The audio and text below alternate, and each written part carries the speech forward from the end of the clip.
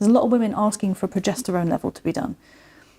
It's only one hormone, and we tend to use that for people that are struggling with their fertility. There is no research or anything that says if you have this level of progesterone, your uterus is protected, or if you have this level of progesterone, you are balancing your estrogen. And there's a lot of people saying estrogen dominance is a problem.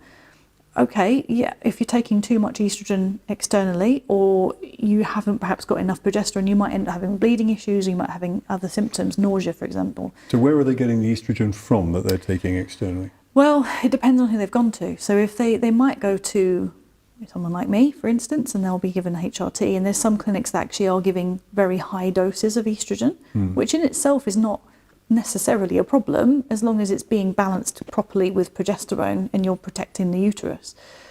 For other people, they're going to what's called bioidentical clinics, where they're having these thick concoctions made for them based on some tests they've had done that says they're low in whatever.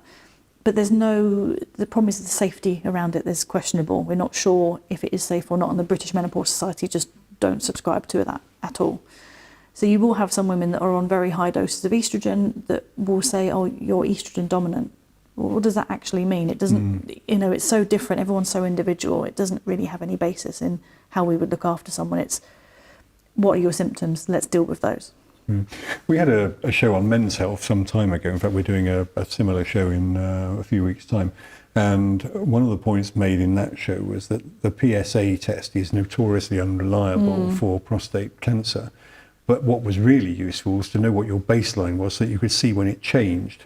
Is that something which is useful in blood tests? If you said to a woman, right, well, we'll take your FSH, so we'll do all these bloods now, and then in the future we'll be able to see if they've changed one way or the other. Would that be helpful?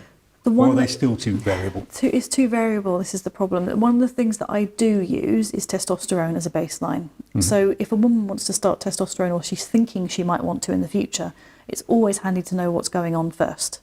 So at least if I know the baseline, I know she's not starting from a really high level or something, then I can start testosterone generally pretty quickly without a problem. And then we would just monitor it for a few months after that. So that's the only one that I would do a baseline with. Estrogen can fluctuate before you start HRT. I might use it to guide my strategy and how somebody might take the HRT, but it wouldn't necessarily stop me from starting or anything with that. And FSH, I mean, notoriously in the condition that we have, FSH can go up and down from 1 month to the next, from one day to the next. So actually, to say to somebody, right, your baseline is menopause, and then 3 months later you start HRT and your FSH is now normal, that person might think that they're being treated unnecessarily, whereas actually it's the HRT that's causing the FSH to go down, not their body suddenly healing and recovering.